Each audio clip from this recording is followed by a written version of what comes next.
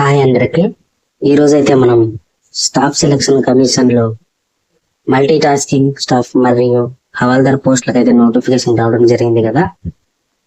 ఆ పోస్టులకు ఎలా అప్లై చేయాలో ఈ వీడియోలో తెలుసుకుందాం.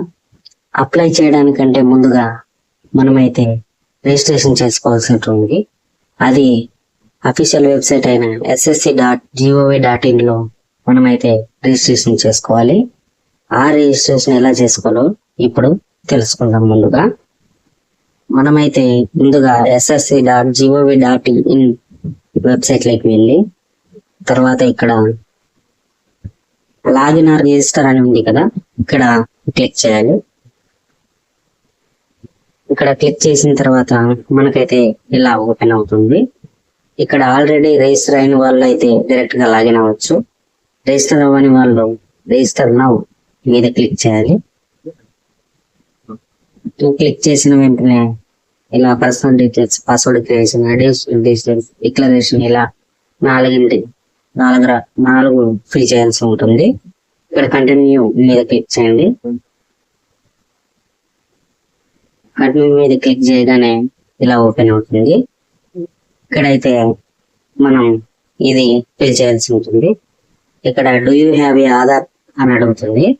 మనమైతే ఎస్ అని క్లిక్ చేయాలి.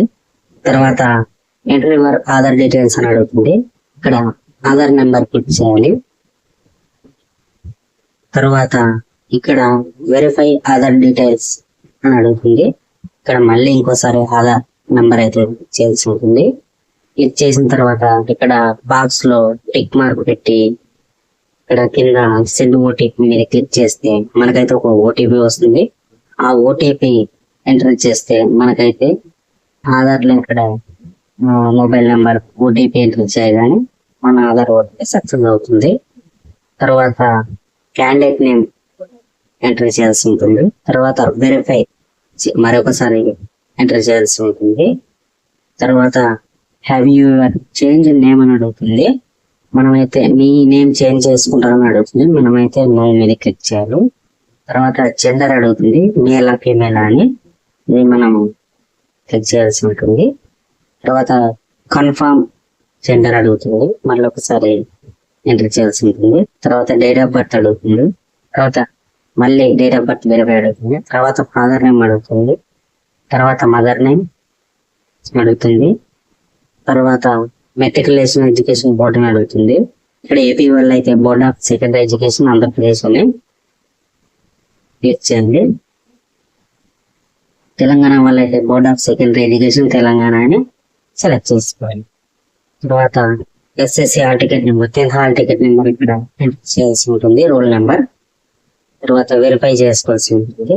తర్వాత ఏ ఇయర్ లో 10th క్లాస్ పాస్ అయ్యారో ఆ ఇయర్ సెలెక్ట్ చేసుకోవాల్సి ఉంటుంది.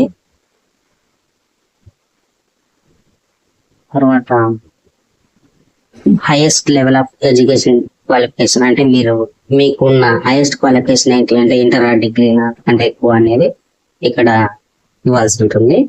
తర్వాత క్యాండిడేట్స్ మొబైల్ నెంబర్ ఇవ్వాల్సి ఉంటుంది. తర్వాత ఈమెయిల్ ఐడి ఇవ్వాల్సి ఉంటుంది.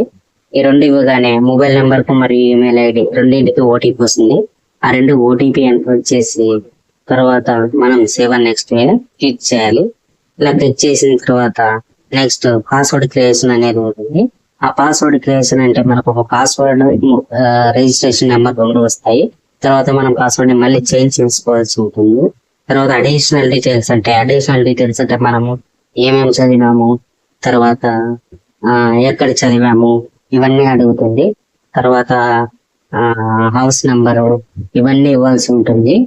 తర్వాత డిక్లరేషన్ లాస్ట్ లో ఉంటుంది.